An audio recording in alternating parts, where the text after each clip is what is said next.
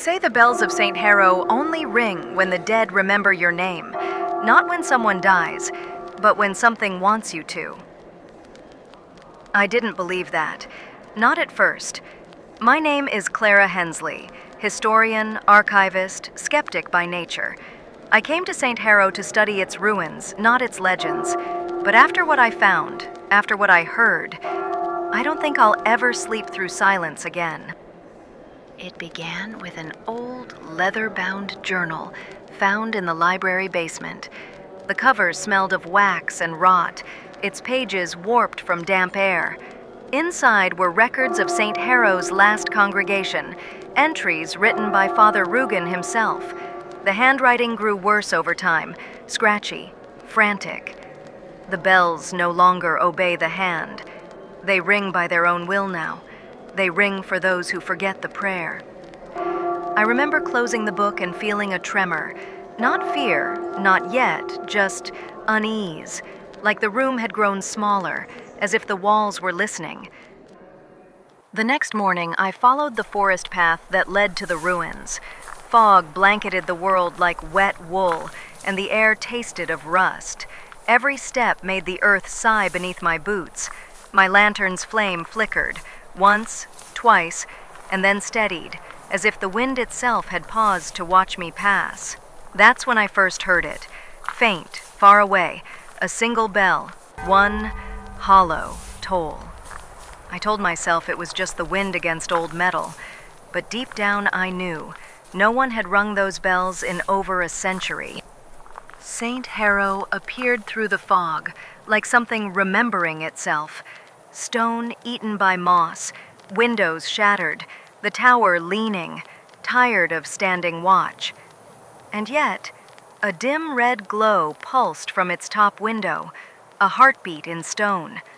I stood there for a long time, listening. Each gust of wind carried a whisper of something mechanical. No, not mechanical. Alive. I should have turned back, but curiosity is a cruel master. The doors gave way with a groan. Inside, ruin and silence. Broken pews, scattered hymnals, the smell of rain and candle wax that had long since gone cold.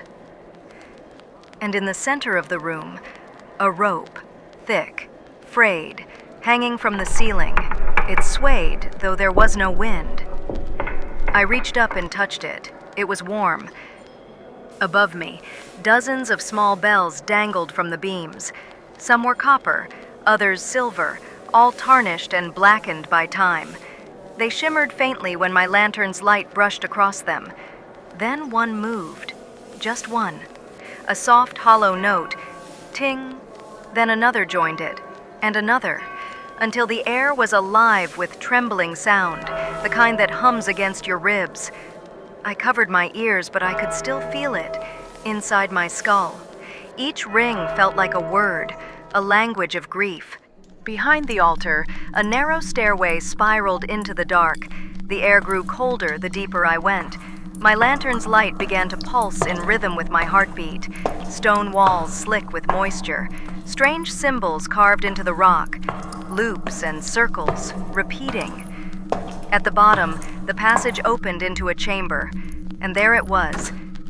The great bell of Saint Harrow, suspended above a pit of glowing red water like molten iron. Chains hung from the ceiling, taut and trembling, though nothing touched them. Around it, candles burned without flame, their wax dripping endlessly into the pool below. I remember thinking, this bell isn't metal, it was bone, carved smooth, impossibly large, like the ribcage of something divine, and it was breathing. Each rise of that vast curve pulled the air from my lungs. Each fall pushed a hum into the room that rattled my teeth. Then I heard them. Figures in the mist. Pale shapes forming from the fog. Faces half seen, burned, hollow, and holding tiny bells. They moved as one, slow, deliberate, each chime ringing in perfect unison. Their mouths didn't move, but I heard their words. Ring for us.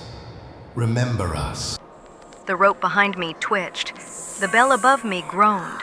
metal or bone stretching, ready to sing again. I screamed that I wasn't one of them, that I wasn't part of this. But when I looked down, my hands were covered in wax. Then, everything changed. A flash of white light, so bright it seared through my closed eyes. When I opened them, the church was whole again.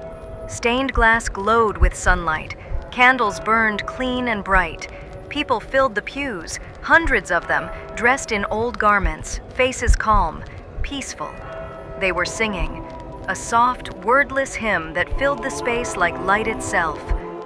I thought, maybe it was all in my head, until I saw Father Rugen standing by the altar. He looked right at me, eyes hollow, lips still singing, and as the final note faded, the church began to crumble again. The floor split open beneath the altar, swallowing light and sound alike. The bells began to fall, one by one, each impact echoing like thunder underwater. I ran, through dust, through shadow, through the sound of collapsing stone, and as I reached the door, the great bell tolled. When I woke, I was lying outside, under gray morning sky. The fog was gone, the ruins silent. Only the bell tower remained, half collapsed, black smoke curling from its windows. I thought it was over, until I saw it. A small handbell lying in the dirt beside me, wrapped in red cloth, still warm, still humming. I took it home. I don't know why. Sometimes when I can't sleep, I hear it ringing, faintly, from the other room. And sometimes, when I whisper my own name, it answers. The bells of Saint Harrow don't ring for the dead. They ring for those who listen. And once you hear them, they never stop.